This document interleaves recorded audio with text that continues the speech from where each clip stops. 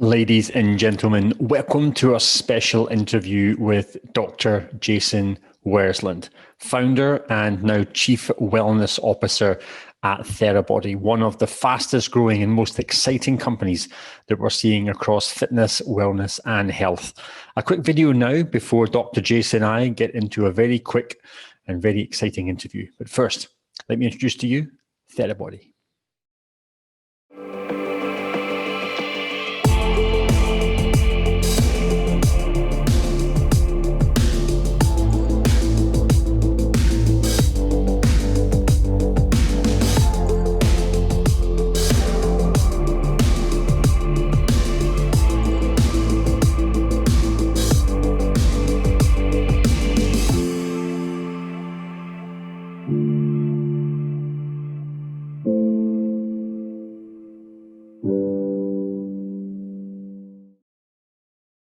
Dr. Jason, great to have you here. Congratulations on all that has happened at Therabody and all that shall happen at Therabody.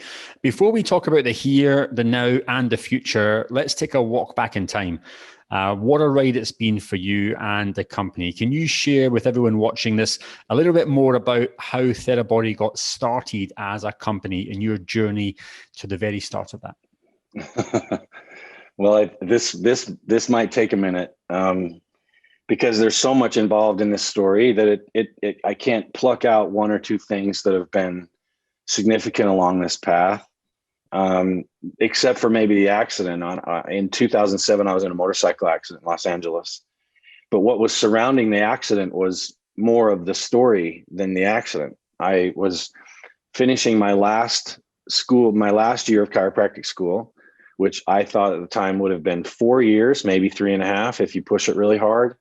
I was in my 7th year because I had to work full time, had 2 kids, and I didn't get enough studying in, and I wouldn't pass a national board. And when you don't pass a national board, that pushes you out another 6 months. So here I am after thinking I was only going to be away from my kids for 3 years, 3.5 at the most. It was 7.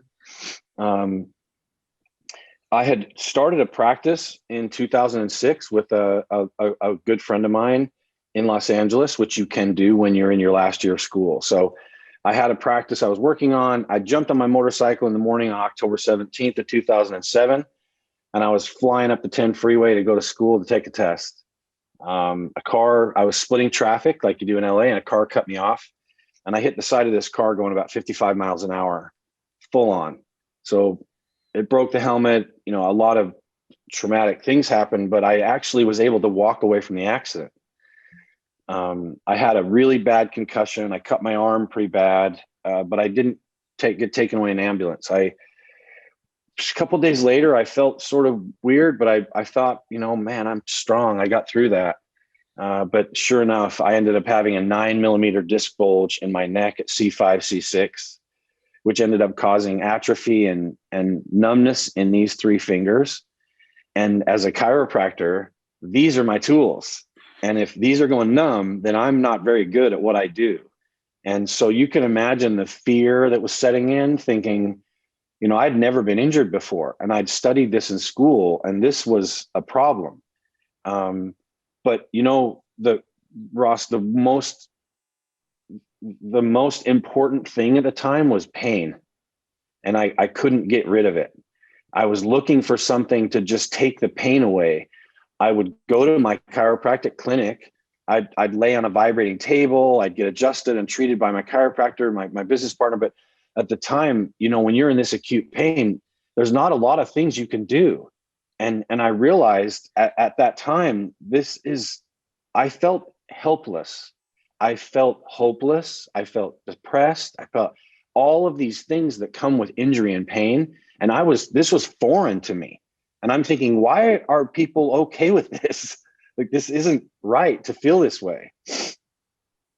So my brother's a chiropractor in Utah. I have a bunch of brothers, and he'd been in a water skiing accident about 2 years before my injury. And he did the similar thing to his neck on the left side. I didn't know a lot of this at the time. He lived in Utah. I was in California. But I remembered seeing him at home when I was there visiting my kids. I remember seeing him doing something with himself with this vibrating thing and this traction on his beam in his porch. And I remember like, what was he doing? So I called him and I asked, and he said, I was tractioning my neck and putting this thing that vibrates on my body because it takes the pain away. Like, what? So basically what I learned early on is that when you experience pain, pain travels to the brain at 55 miles an hour. But when you put something on your skin, cold, ice, hot, heat, vibration, that stimulation goes to the brain at 268 miles an hour. I'll do it in kilometers, 90 kilometers an hour for pain and about 480 kilometers an hour for stimulation, vibration. So I was taking this thing my brother told me to use and just putting it on my body, and the vibration for about 30 seconds would take the pain completely away. I literally wouldn't feel pain, but then the pain would sneak back. And so I started understanding what accommodation is. And when people say, like, how did you create this? I wouldn't have been able to do this had I not been in pain myself, because you don't feel the difference that drastically. But when you're in pain, you do. It's immediate. So I'm putting this thing on my body, Ross, and then after about 30 seconds, it stops working. And what I mean by that is the pain comes back. So, I have an earbud, and you probably have a necklace or a watch or socks, a belt. When you put those things on your body's aware of them for a few seconds, then it takes it and puts it in its subconscious. And that's accommodation. It accommodates to that information and it goes back to what's important. Well, the pain is important. So my brain would be like, yeah, that's cute vibration. Thank you very much. Put it aside. And then pain comes back. So I'm realizing this at the time. And I thought, this isn't working, but it almost is. And I thought to myself, I wonder if I had something that punched my skin, my tissue, instead of like rubbing it because it didn't feel good sometimes. So I went to my garage and I grabbed a tool. I grew up on a farm and I worked in construction. I did flooring for many years, cabinets. And so I worked around tools and I was resourceful. And I thought to myself, I could make this. I don't care what it sounds like. I don't care what you call it. I don't care. I just need something to take the pain away. So I went to my garage, I grabbed a jigsaw, and I wrapped a dish towel around the end of it, duct taped it really tight to the blade, and then I just started putting it on my body. And as I was experimenting and paying attention to the rag that was hitting my skin, and it might have been burning or something, and suddenly I was 2 minutes into treating myself, and the pain had not come back. And I remember thinking, what is happening right now? So I just kept doing it. And then the rag ran out, didn't work very well. So I had to go to my golf bag. I love golf. So I had some practice foam golf balls in my bag. And I just took the foam golf balls and put them on the end and started using that. And it worked, meaning I could use it for 20 minutes and the pain would be gone the whole time. And so I was using this in January of 2008 just for pain. And it was in my house. It wasn't anything I was proud of. I wasn't running around telling everybody this is what I was doing. I just thought, for sure someone has thought of this, and I'll find it somewhere down the road when I have the money, because I just started to practice all those things. So I would use this just to keep me out of pain. And then as I started getting back into having a little bit more range of motion, if any of you have been in pain or had a nerve injury, the range of motion is really hard because you're working now with the neurological system. So I started using this just instinctively to try and increase my range of motion. And I realized percussive therapy activates your Golgi tendon. And the Golgi tendon is a neurological component of our muscles that allows us to move. And I started moving through these range of motions I didn't think I had. So in 2008, when I first created the first Theragun, I call it V1, I treated myself for the first 6 months. I wanted to get better by July 4th of that year so I could go hang out with my friends on the beach and not look like I had something wrong with me. Because at the time, Ross, I had total atrophy. I mean, the right side of my body looked like a 14-year-old boy. I had no tissue in my chest. My biceps were gone. And I just wanted to be able to go on the beach and have it just feel balanced. So that was my goal. And I reached it. But I didn't know at the time, because I had never really treated someone with this type of an injury. I didn't realize that I was actually, I was shortcutting this. I was biohacking, and I didn't realize that. So I put this thing away. It done its duty for me. I thought I'd find something later. I left it at my house. Several months later, now it's October, November of 2008, a patient comes into my clinic in the same situation I was in. He was in a head-on bus collision. His insurance was horrible. He didn't have enough money. He was a bus driver. And I knew that if I didn't use something different on this guy, he wasn't going to get better. And I thought, that's the first time I thought to myself, I wonder if that works on him. So I brought him and his wife back in the next day, and I explained to them, and this, Ross, is part of who we are today. I wanted to empower him to understand his own body. And this was a really good time to do that because I had just done it. And I knew that I could connect him with his body and help him understand his pain so that we could do this together. Because if you've been in pain, I'm going to see you for 20 minutes, maybe an hour a day. That gives you 23 and a half hours or 23 hours where you're on your own. And what are you doing? And that's if I'm seeing you every day. A lot of times when you're in these types of situations, you can't see someone every day. So I wanted him to take this home and use it on himself. So basically, Ross, I was the first patient. This guy was the second patient. And I realized after watching him get better in a short period of time through the same practices I did, I got to figure this out. Like there's something to this. So I started looking around. There wasn't anything on the market. So I went and bought 250 jigsaws from Kawasaki. And I took them apart and put them back together, and I sold them as fast as I could sell them. It was crazy. Word got around and people started asking for these. And so I started asking guys, like, what would be the perfect tool for you? And they're like, well, first of all, it's too dang loud. Second of all, the cord's too short and the attachments are hard. So Ross, from 2008 to 2015, I made 5 different versions of a Theragun. I created what we call the massage gun space now, because I went from, in 2017, I went to 17 countries, 42 cities. I mean, I traveled the world really sharing this with the world. I met my business partner in 2015. In 2016, we launched G1. 2017, we launched G2.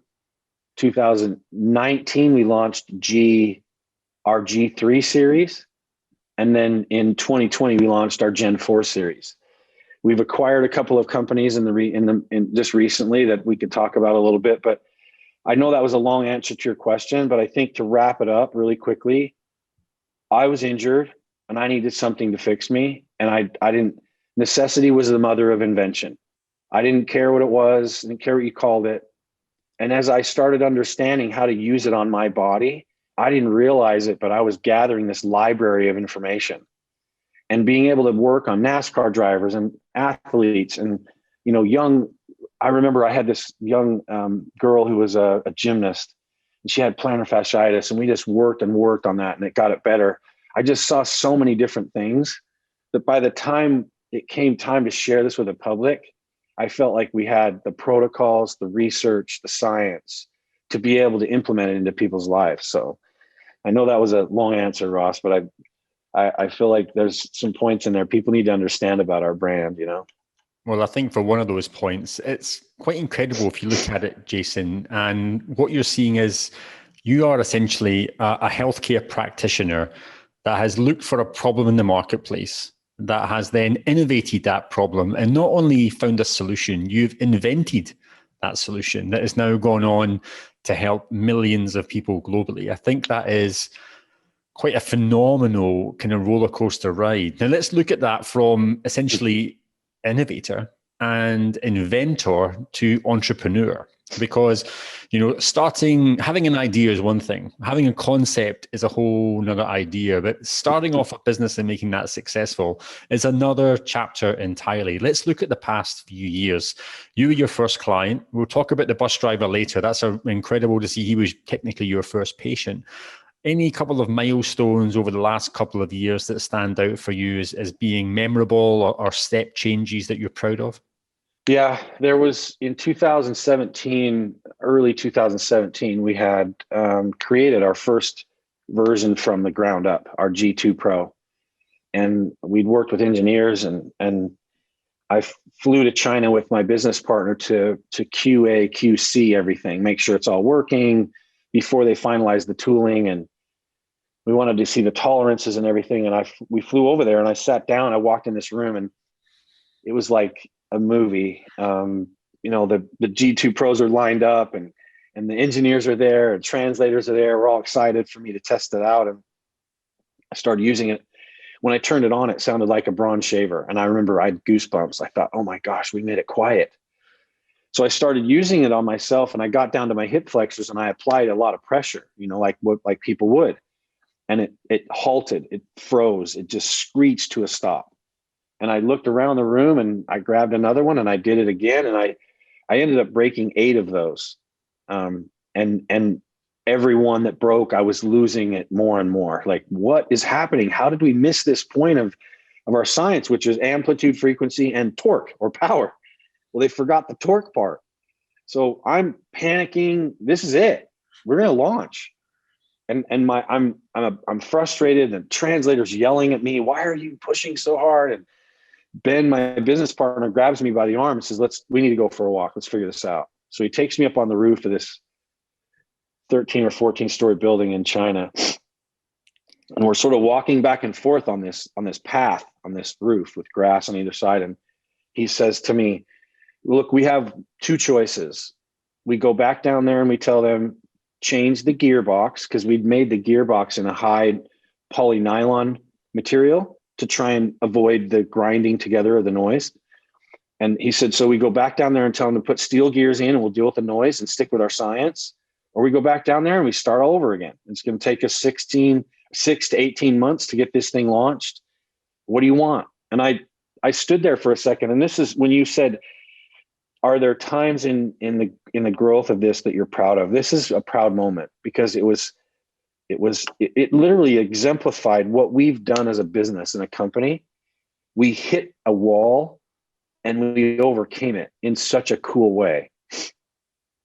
So I said to Ben, I was sitting there thinking to myself, every time I put this on someone, they don't care how noisy it is.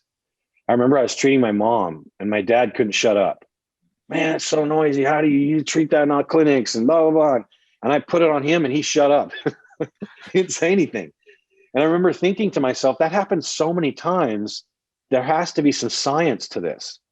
So we literally made a decision that day. We are not going to move away from our science. We're going to do something different. If we can put a man on the moon, we can make a motor quiet. So we called our engineer, Jaime, who's a godsend, who is one of my favorite human beings. And we said, dude, we can't buy off the shelf components anymore. We have to make our own. We have to make our own motor. We have to make our own gearbox.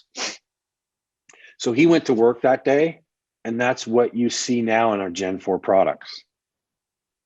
And I'm so proud of that. It was a feat. Like, we made a brushless motor that was more powerful than anything on the market. So we actually have our own quiet force technology that we created. So that's a really powerful moment for me because we had the chance to go quiet because that's what everyone wanted.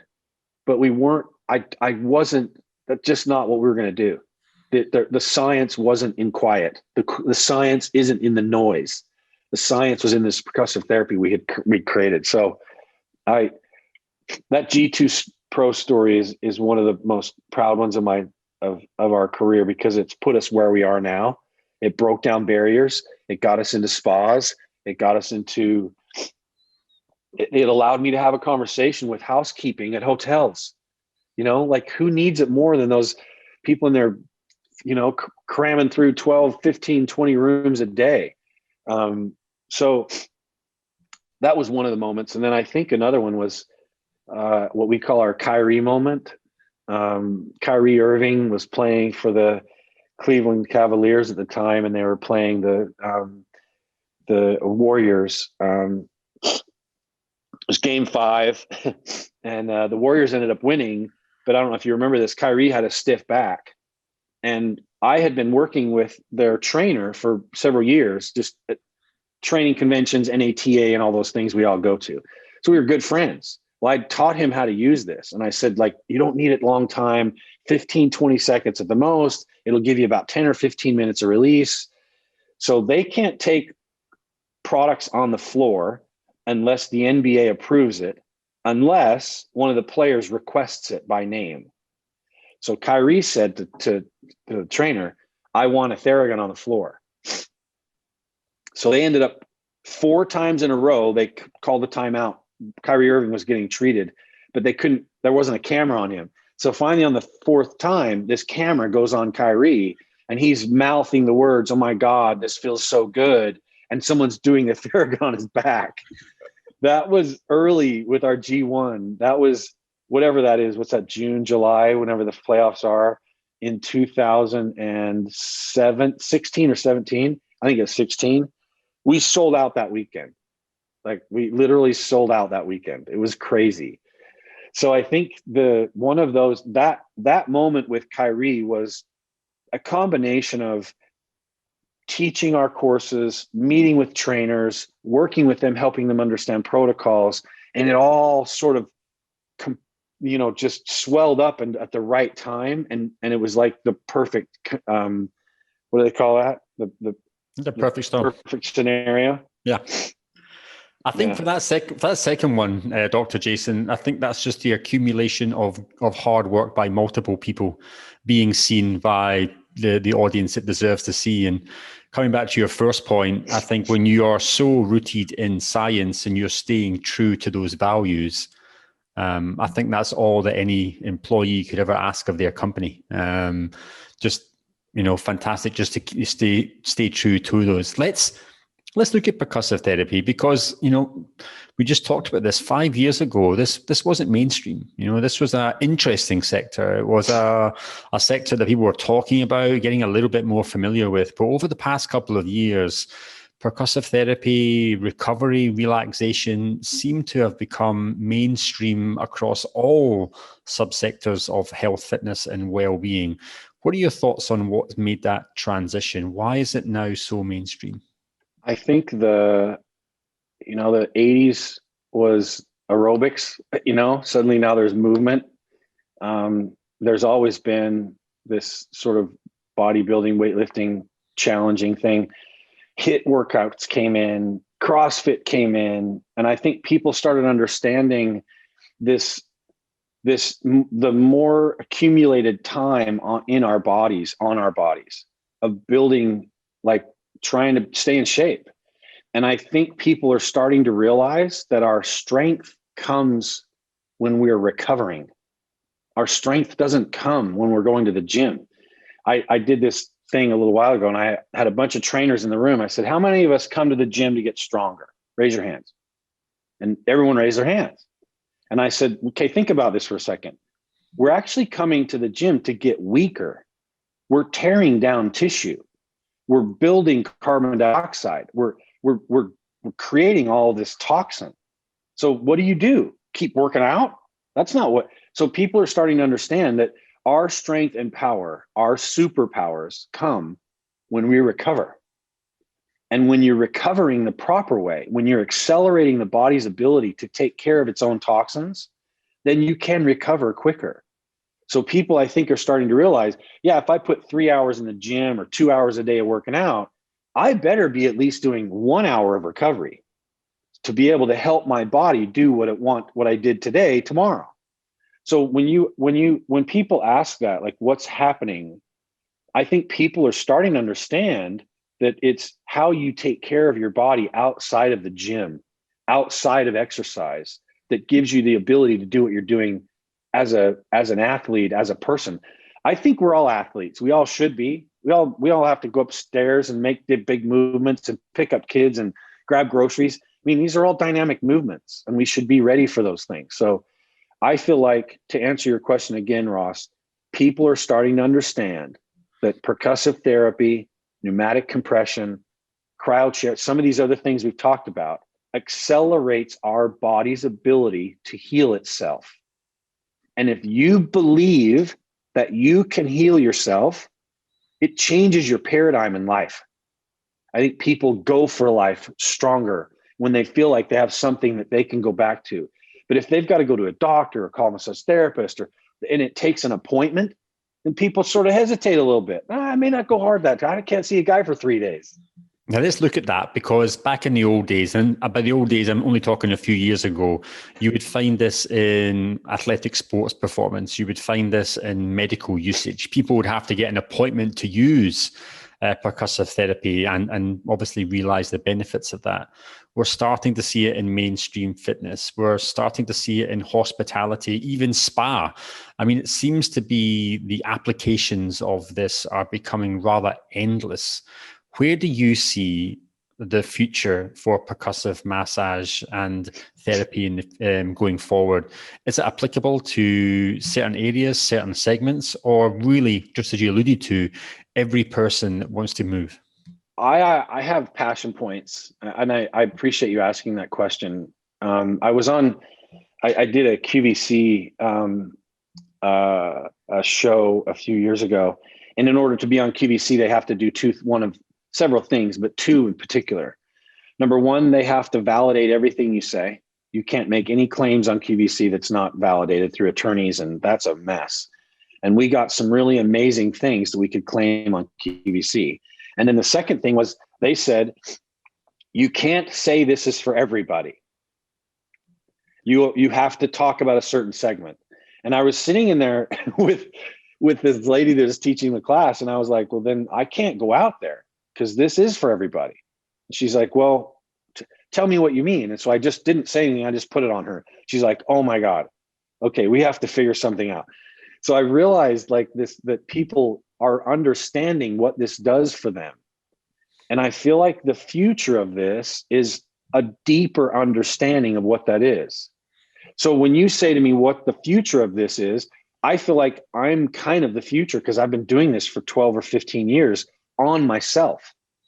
And what it's done is it's allowed my mindfulness, my awareness of my body, and my ability to have a really cool meditative experience has accelerated from using these products. And so I feel like what's going to happen is people are going to start to understand what this does to our state of mind. Percussive therapy is three things. It's frequency, which is a nervous system language. It's amplitude, which is a tissue language, and the torque, which allows you to get to the areas with those two things that you need. When people start understanding those things, that this neurological component is as big as the physical component, people are going to start using this a lot. They're going to start using it at stop signs. They're going to start using it between breaks. They're going to start using it on Zoom calls because they realize it's not necessarily the relief that it's giving you physically, but it changes your state of mind. Now let's look at strategy, because I think what we've noticed in the past couple of years, and certainly through COVID, Dr. Jason, people are health conscious. They're spending more time, they're spending more money on health applications, health platforms, health technologies. One of the things that we've noticed is obviously at-home connected fitness, the rise of people buying bikes and rowers at home. And the strategies for them, of course, has been raising money, putting it towards marketing and sales. When it comes to your strategy, one of the very interesting things we've saw from Therabody is how you raised both investor awareness and also market awareness from the raising of equity and investment from over 100 different sports stars from across a multitude of different genres, modalities, and different sports. Very interesting strategy and actually highly effective. You seem to now have 100 different ambassadors championing your cause, getting that out into the fan, getting it out into the professional athlete, the sports enthusiast. What was the thoughts behind this strategy of engaging that community of influencers, athletes, professionals, and how is that going to resonate going forward? It actually started with relationships. Early on, I realized that I needed voices. I realized I needed people that could talk about this, that had larger voices than me, that could reach deeper than I could. I was blessed enough to be able to have athletes and celebrities as patients early on in 2011, 12, 13, where I was working on some of the investors that you see on our list now. So my relationship with these guys has been quite some time. And as they've seen us grow as a company and they see our ethos, they actually start asking. And I'm going to tell you, Ross, this thing happened kind of on an accident. There were a couple of guys that wanted to do it. And I felt like, well, if they're going to, I need to call a couple of their friends. So I called a couple guys and I just said, hey, I don't want you to be mad at me in 6 months from now that we did this round. And so it just started snowballing. It was this guy and then that guy. And then so-and-so would call me. And it's probably one of the coolest things that I've heard of in my life. The fact that I had no intentions of those guys ever investing in me or my company 10 years ago when I was working on them, teaching them how to use it, giving them the product, letting them take it on movie sets, coming back and replacing their batteries, and all of these things that I started helping and servicing.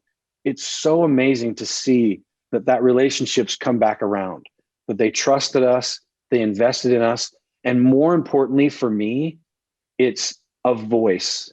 When I first worked on some of the athletes, and Bobby Wagner is one that I can think of who plays for the Seahawks. I worked on him early on in his career. I wasn't looking for pay. He didn't pay me. I wasn't looking for that. I wanted to just work on guys and get it out there so they understood what this was. And now Bobby's an investor and we're good friends, and still to this day, because we created this relationship of trust that guys understood. I'm doing this to get this out into the world. The money will come. That's not why I'm doing this. So I think the investors that you see in our portfolio we have a relationship with them. They trust our brand. They're using our products every day. So they are the greatest ambassadors for it because it's in their space. And Ross, that was my little thing. When I first realized that this was for other people, I was standing at a gym, Unbreakable Performance, and I was looking at all these athletes using them. And I thought, oh my God, I'm going to do what Gatorade and Under Armour did. I'm just going to get it to the athletes and they'll be my voice. This is perfect. But I didn't realize it was going to take 10 years. Well, you've got trust and you've got validation. But what's, I suppose, even more incredible is their shared belief in the values and mission for what you guys are doing. And not just for their personal benefit, but for the wider benefit of everyone taking part in movement and sports and fitness. Let's look at growth, because of course there's many ways to grow a company. There's many ways to try and channel your efforts, channel your energy and your time and your resources. You mentioned Gen 4. I suppose one of the areas of growth would be Gen 5 and other innovations. There are certainly other markets you could move into, but I suppose at the same time, moving into these markets, you still have to educate some of these people that perhaps are a little bit off the beaten track when it comes to understanding this. Where are you going to put your time and effort, Dr. Jason, in growth plans for the future? Most of my time right now is spent on education. We have Therabody University inside of Therabody, and just creating more modules, working with our team to make sure that people understand how to use this. Most of my time is spent on innovating, looking at new modalities that are in conjunction with current modalities, new ways to use old modalities. There's a lot of new technology. I mean, when I created the G2 Pro, if someone would have told me I could have a chip in my Theragun that turned the gun on and off, I'd be like, what are you talking about? So the things that are available to us today for a G5 weren't available 2 years ago or even 6 months ago. So that's one of the really amazing things I've seen over the last 12 years is as we've innovated, it's almost like we need something, we sort of talk about it, and then someone creates it. It's like a company makes it. So there's so many more technological advancements that are available to us today that can help monitor our health that aren't necessarily available to the everyday person. And so we want to take natural solutions, natural wellness solutions that have been validated by science, and apply a protocol to them and then give that to the consumer. So as I'm building, I like to tell people at our company, I'm like 6 to 12 months ahead of everybody because I've been seeing what's coming, and it's just been sort of the way it's happened. And what I see right now is we need more education, we need more applications, and we need people to understand that this is not only for the healthy people, this is for people that are suffering. And to be able to have that language make sense to those people, because I'm super sensitive to the fact that if someone's got multiple sclerosis, and I'm telling them this is going to help them, that there's some real big hope on their end that it cures them because of they've had to deal with this for a while. And so our messaging needs to be really pure and trustworthy. And so that's why I spend most of our time making sure we're validating what we're providing with science and research, because I want this to be able to give people the relief that we're talking about and not overpromise, So I spend my time again on innovation. We've made some acquisitions in the last year that have really added to our offerings and the things we can provide for people. And then one of the things I'm most excited about is we created Reset, which is a center where everyday people can go and get the same modalities that top athletes in the world are getting, from red light therapy to PEMF to sound saunas, cryo chambers. We talked about hyperbarics. We are working on having a place where everyone can go once a week, once a month, and have a deep clean their mind, clean their body, get into a space where they can go and be productive and create and do the things that humans are supposed to do. And that's called our Reset centers. And we've got one in Philly, and we've got several more coming. And that's what I'm also spending a lot of my time on right now. Now, it seems to be you're creating experiences, Dr. Jason, rather than, I suppose, what some might think are traditional services. What are your thoughts in terms of, there's business owners watching this right now, and no doubt they're thinking, okay, this sounds like a good solution, but is it a return on investment? Is it just a service? Is a cost? Cost is always an issue. But what are your thoughts and maybe messages to these business owners when they are looking at trying to maybe restart their businesses post-COVID, look at new ideas for revenue generation, try and bring in new unique experiences to their members and their customers, maybe some words or ideas to them? Honestly, Ross, I think we've overcomplicated it. Before COVID, we were doing a lot of corporate wellness, and you'd go in and you'd start talking to HR or whoever was in charge, and it would just become this complicated thing. And all we're trying to do is give people the opportunity to do something consistently. It doesn't have to be a half an hour.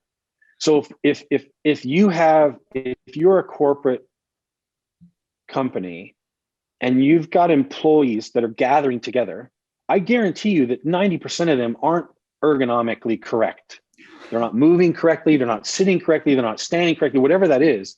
And if you can give them an area in your space, whether it's your gym, your home, in the office, where they can go and sit down and treat themselves for 4 minutes and then stretch, just those little things, I think, really help ground people, gives them a chance to get out of their head and not so busy in what they're doing. When we move, I'm not the first one that says this, but movement is medicine. If you're not moving, then you're going to die.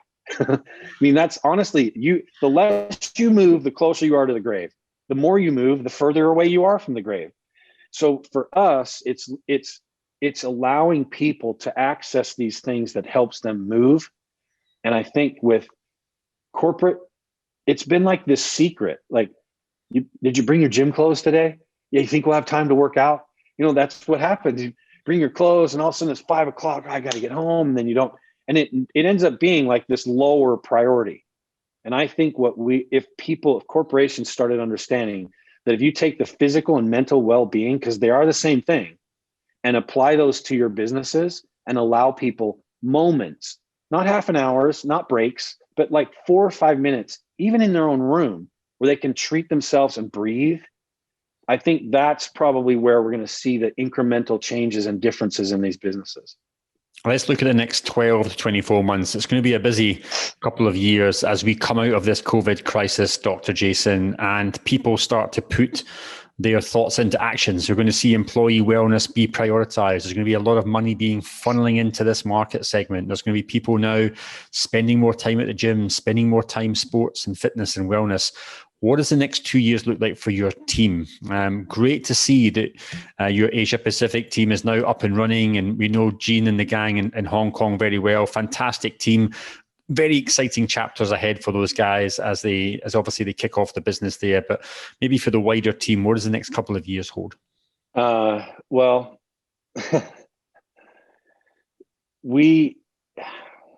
I tell people this a lot, but we're just getting started. I mean, we are just getting our footing. And when I say that, I mean, it took us, I think I counted, I think we're at number 14 now. So I've made 14 different Theraguns. And I feel like we've finally figured it out with our Quiet Force technology and the Gen 4, with our Thera 1 products, with Recovery Air and Power Dot. We're now providing these wellness solutions for people. And I think I feel like we just have to share the message with more people. There's still people who don't know about this. And so what we're spending our time on doing is hiring in areas, APAC, Asia, all those areas where people like Gene can share the voice. And we're doing the same thing in those areas that we did in other areas, because we're all humans. I remember, this will be a good example for you. My business partner, Ben, went to FIBO in Germany in, I don't remember what year it was, 15, 16, 16, 17, it's probably 18. And he called me, and we had decided that we were going to do this distribution model in Europe. So you're going to go with distributors and medical and sports and stuff like that. And he went over to FIBO and he called me and he said, we can't do that. I'm like, what do you mean? He goes, we have to do the same thing we did in the States. I'm like, seriously? And he said, yeah, we have to do it ourselves because it gets watered down. People don't appreciate what we're talking about as a brand. And so, Ross, we literally did the same thing. We hired country managers, we hired educators. They work for us. They weren't someone that we contracted out. So there wasn't this disconnect. So for us, I feel like we've taken the approach that we did in all the other places, which is build a relationship of trust, support, and educate. And it doesn't matter who that person is. It's an athlete, celebrity, dignitary, regular person. Build a relationship of trust, support that person, and then educate them. And that's our way of doing things. I feel like we've been successful so far. The only thing I think is we're not doing it fast enough. Well, you've got a big team now, growing fast, moving fast. And so I think I'm sure they'll cover a lot of ground in the next couple of years. Dr. Jason, last closing question, closing thought to you. You've been through your ups and downs, and that accident, obviously, few people have gone through something like that and then come out the other end and built so much value on top of their lives. But let's just look at the COVID pandemic. It's obviously in the news. We are recovering from it now. The last 12 to 15 months have put a lot of things in reflection, a lot of things into consideration. What life lessons, what things are you taking from the past 15 months positively going forward? Attitude determines altitude. It's just constantly having a good attitude. I have a mantra that I say when I wake up in the morning, and it just gets my day going. And I for me, I feel like that's where the secret is just making sure that I'm focused on a daily basis to be able to do what I committed to do 12 years ago. Well, I think that you are very much on your way to that, Dr. Jason. Look, thanks very much for a fantastic conversation. Inspirational to all that watch. Again, practitioner to innovator to inventor to entrepreneur, and now to international businessman and thought leader. Jason, thank you very much for your time. Really appreciate that. All the very best to you and the team, and look forward to being a partner of yours in many years to come. Yeah, Ross, thank you so much. You ask how we've grown, and these types of opportunities that you have given us to be able to share our voice and talk about this and give us a platform. I really, really appreciate that. There are people, honestly, who probably haven't heard this message that are going to hear it through this. So I appreciate you giving us a voice.